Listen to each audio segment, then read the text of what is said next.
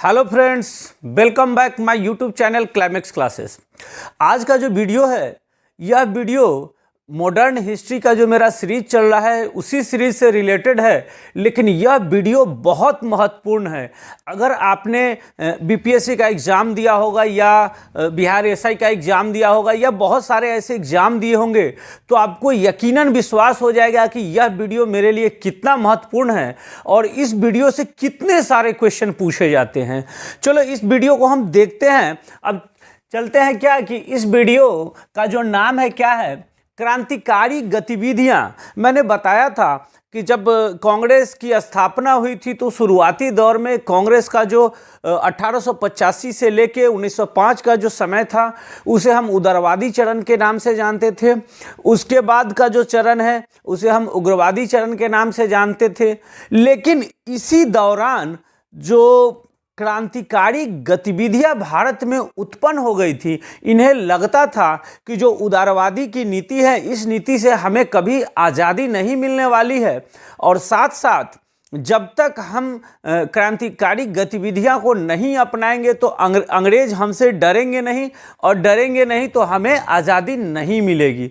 तो इसके लिए इन्होंने बहुत सारे हिंसक घटनाएं को अपनाया। जैसे इन्होंने क्या शुरू किया कि ट्रेन डकैती कर लेना, सरकारी संस्थाओं को लूट लेना, सरकारी जो ऑफिसर होते थे उनकी हत्या कर देना। तो ये सब क्रांतिकारी गतिविधियां हुई थी और यह क्रांतिकारी गतिविधियां 1905 से लेके 1915 के बीच में बहुत सारी ऐसी क्रांतिकारी गतिविधियां हुई थी। तो उन गतिविधियों से रिलेटेड मैं यहाँ पे जो ऑब्जेक्टिव टाइप का जो क्वेश्चन बनने वाला है उस क्वेश्चन को लेके आया हूँ और सबके साथ एक अच्छी समझ को भी मैंने बनाया है कि कैसे आप इसे याद रखेंगे। चलिए हम शुरू करते हैं। क्रांतिकारी गतिविधियां 1907 और 1915, यानी ये तो लगभग 1905 से पहले ही शुरू हो गई थी, लेकिन मेनली जो घटना घटे हैं वो 1907 से लेके 1915 के बीच को मैंने इसमें शामिल किया है। चलिए, कहा जाता है कि भारत में क्रांतिकारी की मूल शुरुआत जो हुई थी वो महाराष्ट्र से हुई थी, लेकिन शुरुआती चरण में तो वहाँ पे महाराष्ट्र में शुरू होने के बाद कुछ जो क्रांतिकारी गतिविधियां थी वो ठंडे पड़ गए थे। लेकिन सबसे ज़्यादा जो क्रांतिकारी गतिविधियां हुई थी तो वो कहाँ हुई थी, तो वो बंगाल में हुई थी। यानी बंगाल में जो मध्य वर्गीय लोग थे उन्होंने अंग्रेज़ों का मुंहतोड़ जवाब दिया था। सबसे पहले क्रांतिकारी गतिविधियां में क्या होती है कि क्रांतिकारी गतिविधियां का जो प्रथम गुप्त संगठन, जिसे अनुशीलन समिति के नाम से जानते हैं, यानी कई बार यह क्वेश्चन बीपीएससी के अलावा बहुत सारे एग्जाम में पूछा गया है कि अनुशीलन समिति की स्थापना कहाँ हुई थी, किनके द्वारा हुई थी और कब हुई थी।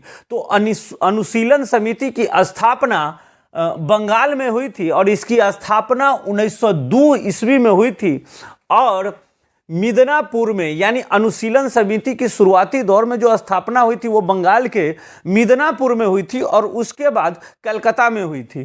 तो ज्ञानेंद्र बसु द्वारा अनुशीलन समिति की स्थापना सर्वप्रथम 1902 ईस्वी में मिदनापुर में की गई थी।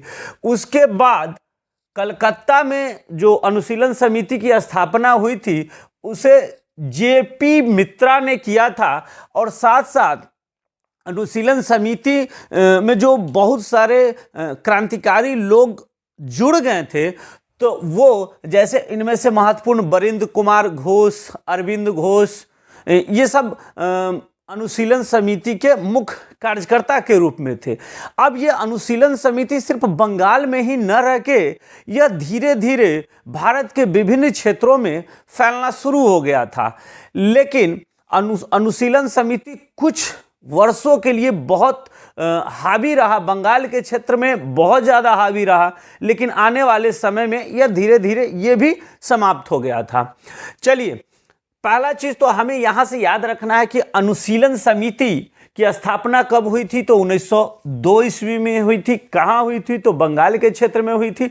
इसकी स्थापना किसने किया था, तो इसकी स्थापना ज्ञानेंद्र बसु द्वारा मिदनापुर में किया गया था। उसके बाद अनुशीलन समिति की स्थापना कलकत्ता में हुई थी, जिसकी स्थापना जेपी मित्रा ने किया था, और इसके सक्रिय कर्ता में अरविंद कुमार घोष, बरिंद्र कुमार घोष, यानी घोष जो बंधु, ये दोनों भाई ही थे।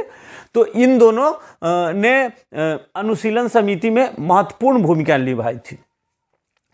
अनुशीलन समिति जो थी, यह जो इसकी मुख्य गतिविधियां क्या थी, तो इसके फ्लॉप होने का कई कारण था। तो इसकी गतिविधियां जो थी वो ये अपने जो क्रांतिकारी कार्यकर्ता थे उन्हीं के लिए इन्होंने क्या किया, शारीरिक व नैतिक प्रशिक्षण का ये स्थापना दिया, जिसके कारण यह पूरे देश में नहीं फैल सकी। साथ साथ यहाँ पे एक और गड़बड़ी क्या थी कि अनुशीलन समिति अपने धर्म यानी हिंदू धर्म का एक बहुत बड़ा केंद्र भी बना हुआ था, जिसके कारण मुसलमान धर्म के जो लोग थे, मुसलमान के जो जवान लड़के थे, वो इसमें भाग लेना नहीं चाहते थे। उसके बाद ये अनुशीलन समिति लगभग आप मान के चलिए 1908 ईस्वी में यह समाप्त हो गया था। इस दौरान ये जो स्वतंत्र क्रांतिकारी गतिविधियां थी, इसी दौरान 1906 में बरिंद्र कुमार घोष व भूपेंद्र नाथ दत्त, ये बरिंद्र कुमार घोष वही हैं जो अनुशीलन समिति में एक सक्रिय कार्यकर्ता के रूप में इन्होंने काम किया था, और ये 1906 ईस्वी में इन्होंने युगांतर नामक एक साप्ताहिक पत्रिका को प्रकाशन किया था। यानी जो बरिंद्र कुमार घोष और भूपेंद्र नाथ दत्ता के द्वारा एक पत्रिका चलाई गई थी, जो 1906 ईस्वी में इस पत्रिका की शुरुआत की गई थी। इसका जो सीरीज चल रहा था यानी पत्रिका, तो इसका नाम क्या था, युगांतर। अब देखिए, बंगाल के क्षेत्र में जो क्रांतिकारी गतिविधियां में लोगों को एकत्रित करने में इस युगांतर और एक महत्वपूर्ण पत्रिका जिसका नाम था संध्या, इसका बहुत बड़ा योगदान था। और संध्या पत्रिका जो अभी वर्तमान में बंगाल के ही क्षेत्र से, यह भी बंगाली भाषा में प्रकाशित होता था, लेकिन इसका जो हेड ऑफिस है वो अगरतला में था। तो इसे भी याद रखेंगे कि मतलब जो क्रांतिकारी गतिविधियों में बंगाल के क्षेत्र में किन पत्रिकाओं ने प्रमुख भूमिका निभाई थी, तो युगांतर और संध्या पत्रिका ने। चलिए, पत्रिका से क्रांतिकारियों विचारों का प्रसार किया गया, जिसमें संध्या भी प्रमुख थे। ये भी बंगाली भाषा की पत्रिका थी, जो मैंने पहले ही बताया। उसके बाद क्या होता है, इन पत्रिकाओं, संध्या या युगांतर पत्रिकाओं के द्वारा भारत में जो हिंदू वर्ग के लोग थे उन्हें एकत्रित किया जाता है। लोगों को एकत्रित करके अंग्रेजों के खिलाफ एक माहौल तैयार किया जाता है, जिससे हम सारे लोग एकत्रित होकर अंग्रेजों का डटकर मुकाबला कर सके। लेकिन इस गतिविधियां के ऊपर दमनात्मक कार्रवाई अंग्रेजों द्वारा किया जाता है, और कलकत्ता में क्या किया जाता है, अवैध हथियारों रखने का तलाशी अभियान शुरू कर दिया जाता है। यानी उन्हें पता होता है कि जो भी क्रांतिकारी लोग हैं ये हथियार लाएंगे कहाँ से, इन्हें तो ना लाइसेंस है ना कुछ है, तो ये हथियार अगर कहीं से लाए हैं तो ये क्या किए हैं, अवैध तरीके से रख रहे हैं। तो कलकत्ता में इसके ऊपर दमनात्मक कार्रवाई के लिए सरकार क्या कर देती है कि हथियारों की तलाशी अभियान शुरू कर देती है, और इस तलाशी अभियान में 34 व्यक्तियों को पकड़ा जाता है, जिसमें अरविंद घोष और वरिंद्र घोष, ये घोष बंधु जो होते हैं, अरविंद घोष और बरिंद्र घोष, दोनों को पकड़ा जाता है। अरविंद घोष के ऊपर और बरिंद्र घोष के ऊपर एक अलीपुर षड्यंत्र का अभियोग भी चला दिया जाता है। यानी अलीपुर में जो अभी वर्तमान में कलकत्ता के ही क्षेत्र में ये अलीपुर है, इसमें अंग्रेजों के ऊपर जो षड्यंत्र किया गया था, उसका जो मुख्य आरोपी होता है यही घोष बंधुओं के ऊपर लगा दिया जाता है, और इन पर अभियोग चलाकर इन्हें जेल में डाल दिया जाता है। अब देखिए, जेल में डालने के कारण ऐसा तो है, लेकिन जेल में जाने के बाद क्या होता है कि देखिए, बहुत सारे ऐसे चीज़ हैं जो हमारे इतिहास ने भी इसे छुपा के रखा है। ये अरविंद घोष वही हैं जो मैंने बताया था कि अरविंद घोष जेल में जाने के बाद जब बाहर निकलते हैं तो ये ऐसे व्यक्ति हो जाते हैं जो राजनीति से बिल्कुल संन्यास ले लेते हैं। और इनके साथ साथ बिपिन चंद्र पाल, वो भी राजनीति से संन्यास लेते हैं। अब देखिए, जब ये जेल में होते हैं तो इन्हें जेल में बरी कैसे कर दिया जाता है। अभी के ज़माने में भी ऐसा होता है, पहले के भी ज़माने में ऐसा होता था कि अगर किसी का सरकारी गवाह न हो, गवाह ही न मिले, कोई अगर पुलिस इसका इन्वेस्टिगेट कर रहा हो उसकी हत्या हो जाए। तो ऐसा ही कुछ घटा था जिसे इतिहास ने हमें छुपा के भी रखा है, ये इस चीज़ों को नहीं बताया गया है। तो क्या करना है कि यहाँ पे देखिए, ये जो अरविंद घोष और बरिंद्र घोष पर जो अलीपुर षड्यंत्र का केस जो रचा गया था, जिसमें ये बरी हो जाते हैं। और बरी कैसे होते हैं, तो इस केस के दौरान इस केस की जो देखभाल करने वाले जो डिस्ट्रिक्ट सुपरिटेंडेंट पुलिस होते हैं उनकी हत्या हो जाती है। यानी केस का जो पूरा प्रकरण चल रहा था, यानी जिस समय जेल में थे उस समय जो केस का प्रकरण चल रहा था, उस प्रकरण के दौरान जो डिस्ट्रिक्ट सुपरिटेंडेंट पुलिस होते हैं उनकी हत्या हो जाती है। उसके बाद जो सरकारी प्रोसिक्यूटर होते हैं इनकी भी हत्या हो जाती है। उसके बाद जो सरकारी गवाह होते हैं इनकी भी हत्या हो जाती है। अब तीनों की हत्या हो जाती है तो प्रत्यक्ष रूप से कोई साक्ष्य नहीं मिलते हैं, जिसके कारण अरविंद घोष और बरिंद्र घोष को जेल से रिहा कर दिया जाता है। और उसके बाद अरविंद घोष ने राजनीति से ही संन्यास ले लिया। ये क्रांतिकारी की तो छोड़ दीजिए, ये राजनीति से ही अरविंद घोष संन्यास ले लेते हैं। और मैंने पहले ही बताया था कि धर्म पर जो विशेष ध्यान देने के कारण इस समिति द्वारा, अनुशीलन समिति के द्वारा जो धर्म पर विशेष ध्यान दिया गया था, जिसके कारण मुसलमानों का इन्हें समर्थन नहीं मिल पाया था। ये भी अनुशीलन समिति के फ्लॉप होने या बंगाल के क्षेत्र में क्रांतिकारी गतिविधियां धीरे धीरे स्थिर होने लगी। उसके बाद ये जो 1908 में एक घटना घटती है, तो क्या था कि उस समय बिहार भी बंगाल के अंतर्गत ही आता था। और बंगाल का ही एक जिला जो मुजफ्फरपुर, जो अभी वर्तमान में बिहार में है, यह बंगाल में हुआ करता था। तो 1908 ईस्वी में एक और घटना होती है, क्रांतिकारी गतिविधि वाली घटना होती है। जो खुद्दीराम बोस और जो प्रफुल्ल चाकी होते हैं, इन्होंने एक जज की हत्या करने का प्रयास किया, और जिसके कारण किसी दूसरे व्यक्ति के ऊपर बम चला जाता है। अब इन्होंने ऐसा प्रयास क्यों किया, तो एक मामूली से केस में इनके ऊपर सजा हो जाती है। तो इन्होंने क्या किया कि जो मुजफ्फरपुर जिले का जो न्यायाधीश है, जिनका नाम था किंग्सफोर्ड, अब ये किंग्सफोर्ड की गाड़ी के ऊपर बम फेंकते हैं। लेकिन क्या होता है कि इनकी गाड़ी के ऊपर न जाके श्री कैनेडी की गाड़ी पर यह बम गिरता है, और बम गिरने के बाद 2 महिलाओं की मृत्यु हो जाती है।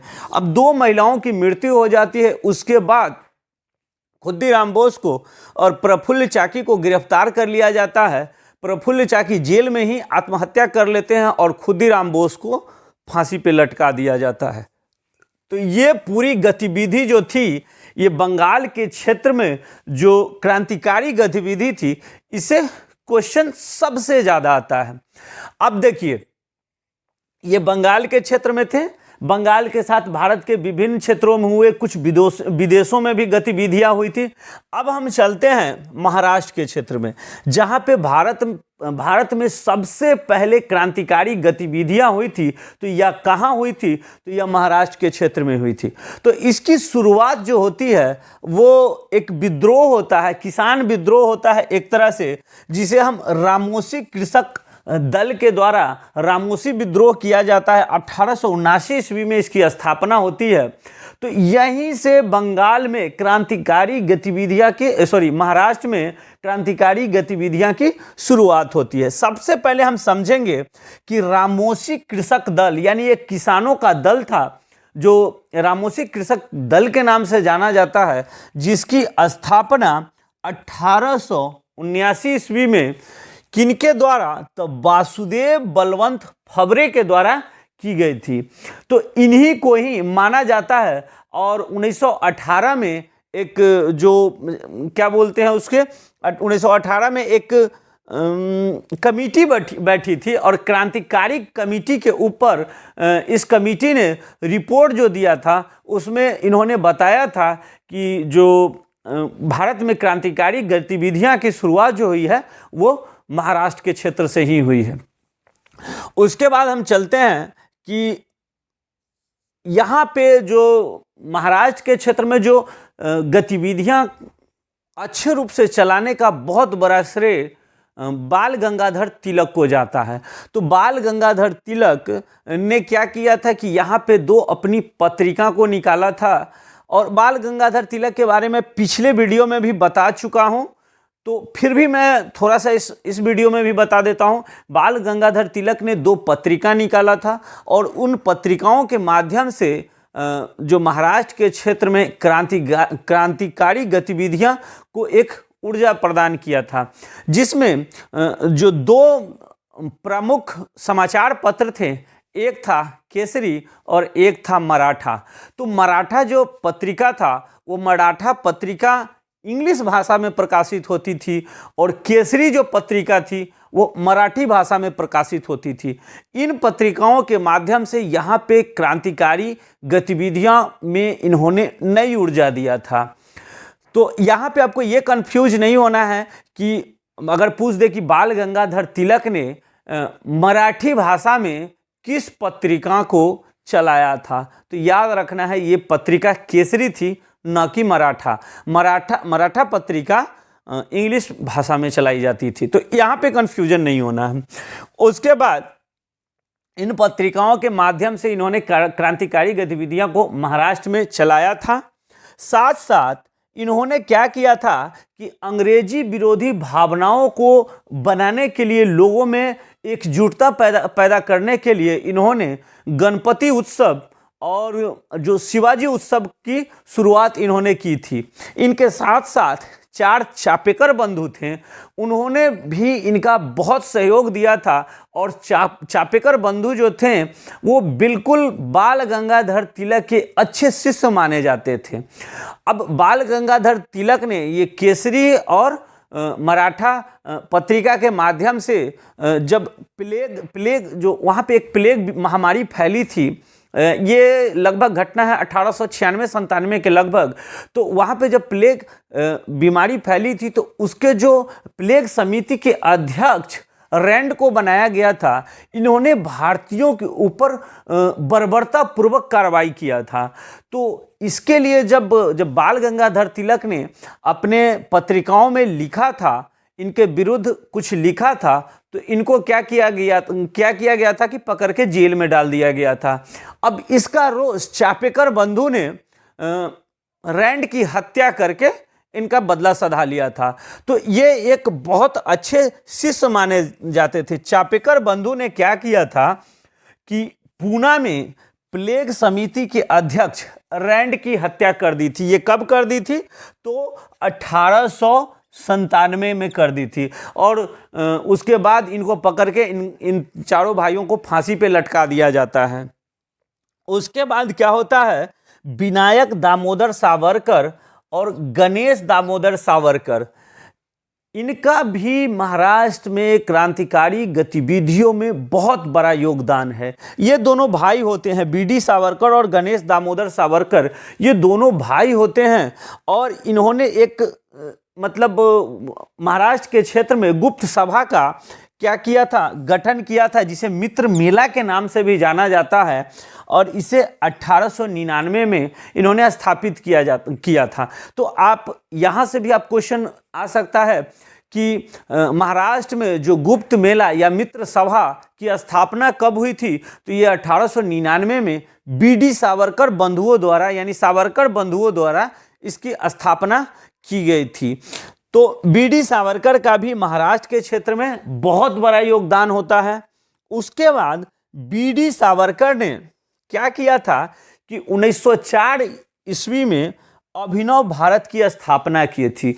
अब देखिए, अभिनव भारत की स्थापना बीडी सावरकर ने 1904 ईस्वी में किया था, और साथ साथ इस अभिनव भारत के थ्रू इन्होंने बहुत सारे लोगों को फ्रांस के क्षेत्र में बम बनाने के लिए भेज दिया था, क्योंकि अंग्रेजों से युद्ध करना है तो बम बनाने की कला होनी चाहिए। और बहुत सारे लोगों को इन्होंने क्या किया था कि फ्रांस भेज दिया था कि यहाँ से बम बनाने का सीख के आएंगे। और वास्तव में जब बम बनाने की कार्यशैली को जब ये सीख के आते हैं तो क्या होता है कि बम्बई, पूना और नासिक भारत का बम बनाने का एक प्रसिद्ध स्थान बन जाता है। यहाँ जो क्रांतिकारी होते हैं वो लगभग लोग बम बनाना जानते हैं, और इन्होंने क्या किया कि बम बना के पूरे देश में जो क्रांतिकारी लोग होते हैं वहाँ तक ये लोग पहुँचाते हैं। तो ये था हमारा महाराष्ट्र का पूरा दृश्य, जो क्रांतिकारी गतिविधि हुई थी उनका यह दृश्य था। इससे रिलेटेड आप क्वेश्चन को देख सकते हैं, बहुत सारे क्वेश्चन पूछे जाते हैं। अब हम चलते हैं पंजाब की ओर। पंजाब में भी जो क्रांतिकारी गतिविधियां हुई थी, इनमें दो प्रमुख जो लोग थे उनका महत्वपूर्ण योगदान था। एक कौन था? तो एक लाला लाजपत राय और दूसरा अजीत सिंह। अजीत सिंह कौन थे? तो अजीत सिंह जो भगत सिंह थे, भगत सिंह के चाचा थे। इन्होंने भी पंजाब के क्षेत्र में लाला लाजपत राय और अजीत सिंह ने बहुत बड़ा योगदान दिया था। चलिए इसे समझते हैं क्या किया था। पंजाब में समाचार पत्र, एक पंजाबी समाचार पत्र को प्रकाशित किया गया था, और यह समाचार पत्र लाला लाजपत राय के द्वारा किया गया था। तो इस समाचार पत्र के माध्यम से पंजाब के क्षेत्र में भी क्रांतिकारी गतिविधियों को सुचारू रूप से चलाया गया था। अब इस जो पंजाबी पत्रिका थी, इस पत्रिका में जो अंग्रेज द्वारा उत्पीड़न किया जाता था उसका भी विरोध किया जाता था। तो यहाँ से आप क्वेश्चन याद रख सकते हैं कि पंजाबी पत्रिका को किसने प्रकाशित किया था? तो पंजाबी पत्रिका को लाला लाजपत राय ने प्रकाशित किया था। उसके बाद अजीत सिंह, ये अजीत सिंह मैंने बताया कि ये अजीत सिंह वही है जो सरदार भगत सिंह के चाचा हैं।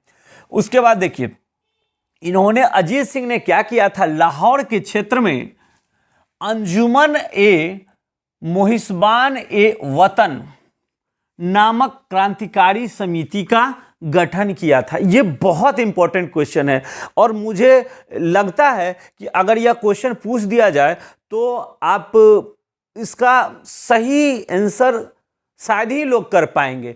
तो इस चीज को याद रखिएगा कि अजीत सिंह लाहौर के क्षेत्र में, लाहौर में इन्होंने क्या किया था? तो अंजुमन ए मोहिसबान ए वतन नामक क्रांतिकारी समिति का गठन किया था। इन्होंने एक पत्रिका को भी निकाला था। उस पत्रिका का नाम क्या था? तो भारत माता समाचार पत्र को इन्होंने लाहौर से प्रकाशित करना शुरू किया था। इसका प्रकाशन किसने किया था? तो अजीत सिंह ने किया था। अब देखिए, पंजाब के क्षेत्र में जो क्रांतिकारी गतिविधियों में प्रमुख योगदान लाला लाजपत राय और अजीत सिंह का था। जहां पंजाबी समाचार पत्र को किसने प्रकाशित किया था? तो लाला लाजपत राय ने।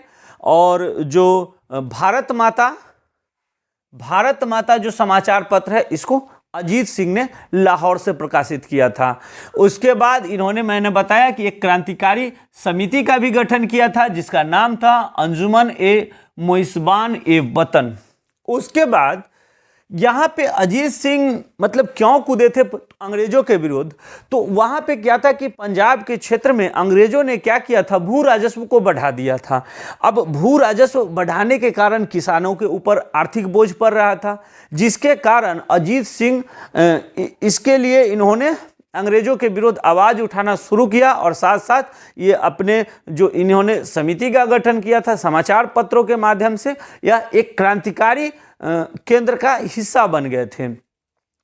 उसके बाद इनके ऊपर भी दमनात्मक कार्रवाई अंग्रेजों द्वारा की जाती है। अब देखिए, दमनात्मक कार्रवाई में क्या होता है कि लाला लाजपत राय को जेल भेज दिया जाता है और अजीत सिंह को देश से निर्वासित कर दिया जाता है। तो दमनात्मक कार्रवाई में लाला लाजपत राय को जेल भेज दिया जाता है और अजीत सिंह को क्या किया जाता है? देश से निर्वासित कर दिया जाता है, और ये देश से निर्वासित होकर फ्रांस चले जाते हैं। फिर धीरे धीरे जो पंजाब के क्षेत्र में क्रांतिकारी गतिविधियां होती है वो भी समाप्त हो जाती है। उसके बाद हम चलते हैं दिल्ली की ओर। अब देखिए, दिल्ली से भी क्रांतिकारी गतिविधियों को चलाया गया था। यहाँ पे क्या हुआ था कि 23 दिसंबर 1912 को जो भारत के वायसराय थे लॉर्ड हार्डिंग, इनके काफिले के ऊपर क्या किया गया था, बम फेंका गया था।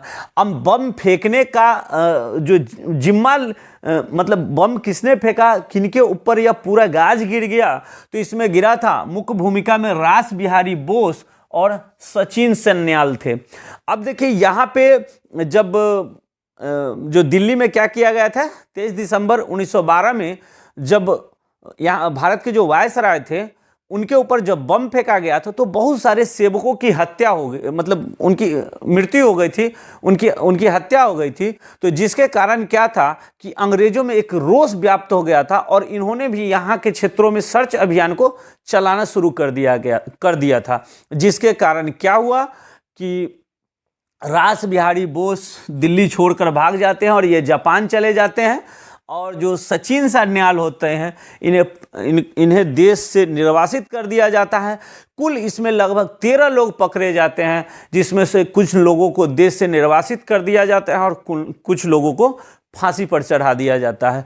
तो यहाँ से जब दमनात्मक कार्रवाई होती है तो दिल्ली के क्षेत्र से भी क्रांतिकारी गतिविधियां समाप्त हो जाती है।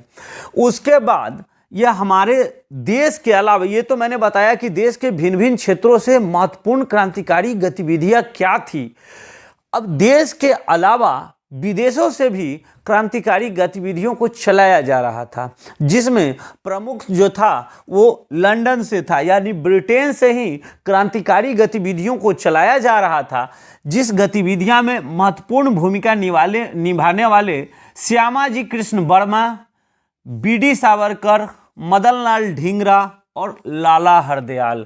अब देखिए यहाँ पे ये बीडी सावरकर जब ये मतलब 1904 के समय में ये महाराष्ट्र में भी होते हैं, लेकिन उसके बाद ये ब्रिटेन चले जाते हैं और लंदन में भी रह के इन्होंने वहाँ भी क्रांतिकारी गतिविधियों को सुचारू रूप से चलाया।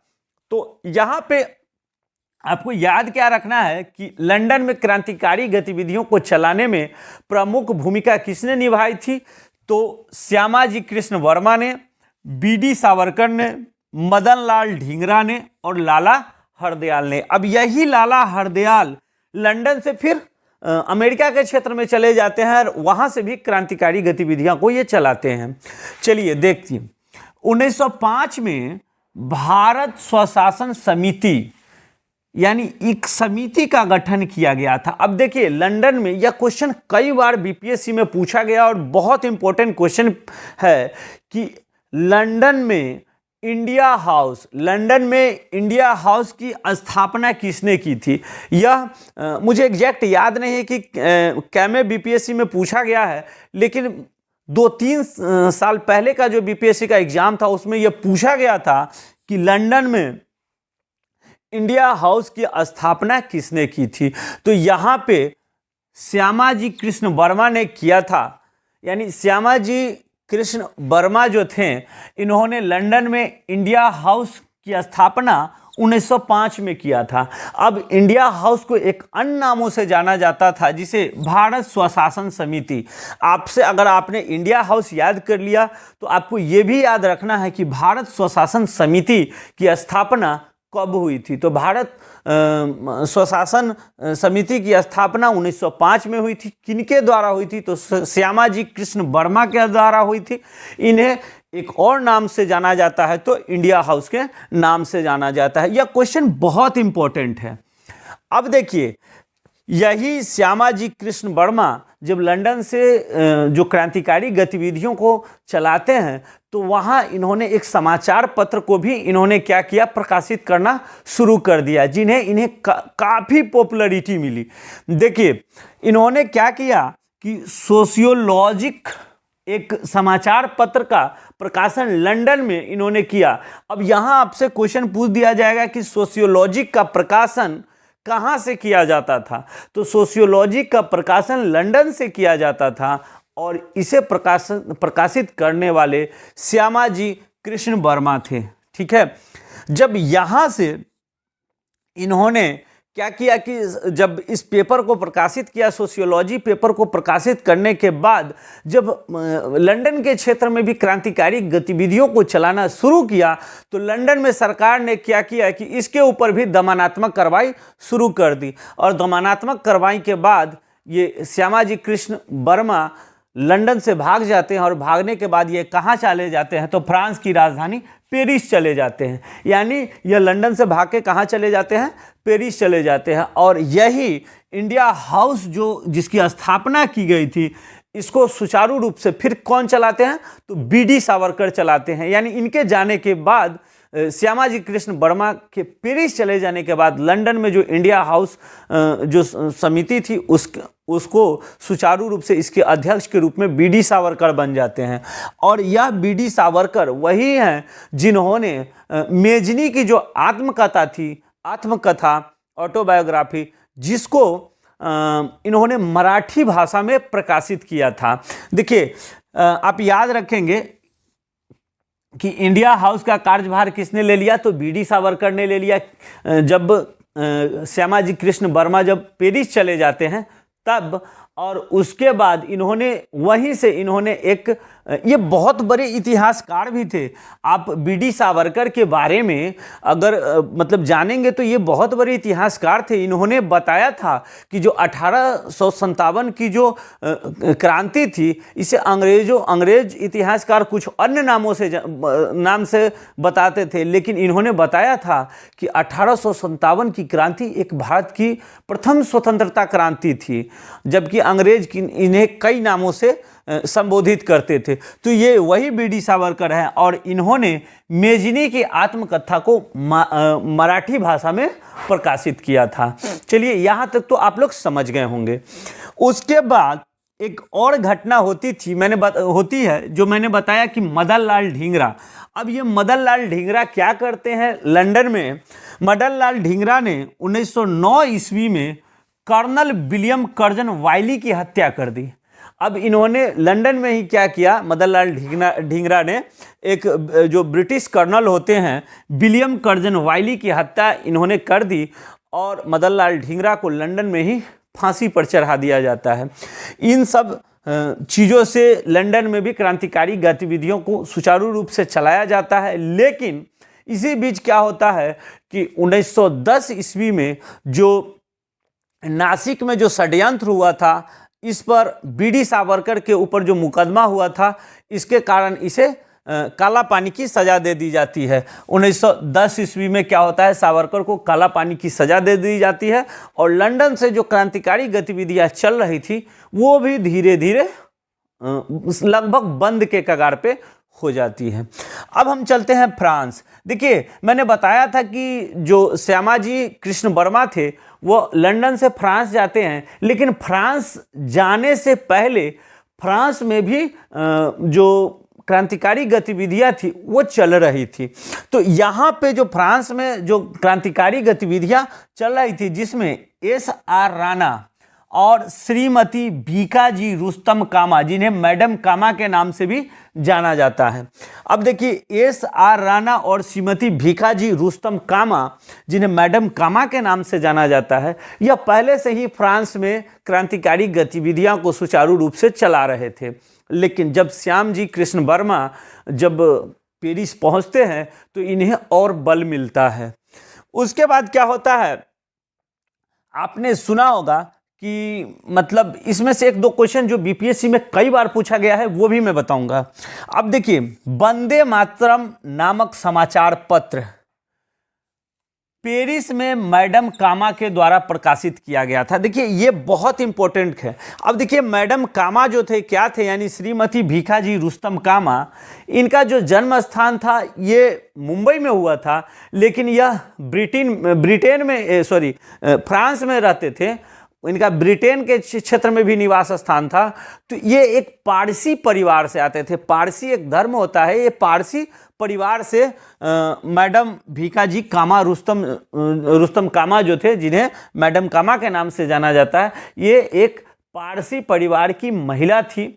अब इन्होंने क्या किया था कि पेरिस में वंदे मातरम नामक समाचार पत्र को इन्होंने चलाया था और इस समाचार पत्र के माध्यम से इन्होंने फ्रांस के क्षेत्र में भी क्रांतिकारी गतिविधियों को सुचारू रूप से चलाया भी था।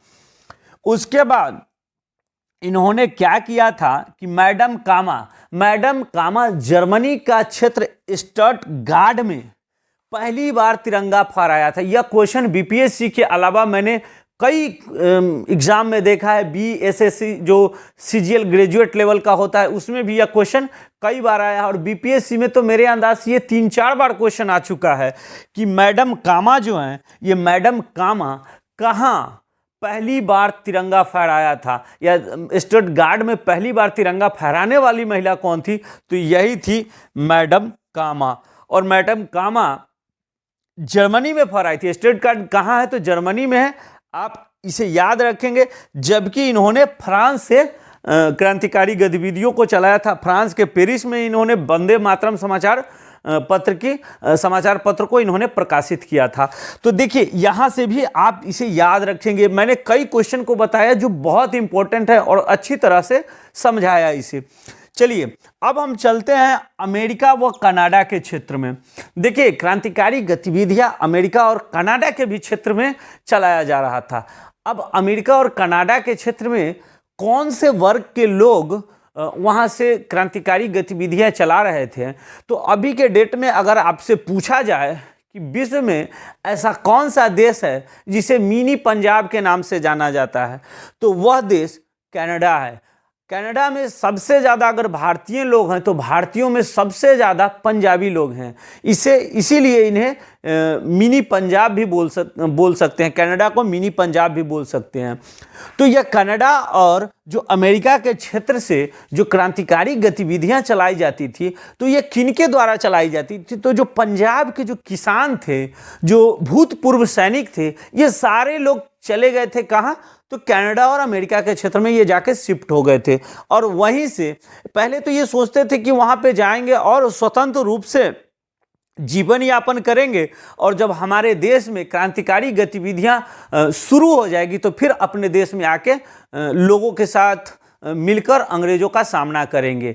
और इसके लिए ये लोग कनाडा चले जाते हैं। तो वहाँ से भी ये लोग क्या करते हैं कि मतलब क्रांतिकारी गतिविधियां को चलाते हैं। देखिए इस क्षेत्र में अमेरिका और कनाडा के क्षेत्र में जो सबसे ज़्यादा क्रांतिकारी गतिविधियां को चलाने में महत्वपूर्ण योगदान लाला हरदयाल को, मैंने यहाँ बताया था कि ये लाला हरदयाल अमेरिका और कनाडा के भी क्षेत्र में जाके ये क्रांतिकारी गतिविधियां चलाते हैं। देखिए 1 नवंबर 1913 को सैन फ्रांसिस्को में गदर पार्टी की स्थापना हुई थी। देखिए ये गदर पार्टी की जो स्थापना हुई थी तो कहाँ हुई थी, तो ये सैन फ्रांसिस्को में हुआ था। कब हुआ था, तो यह 1 नवंबर 1913 को किनके द्वारा, तो लाला हरदयाल के द्वारा किया गया था।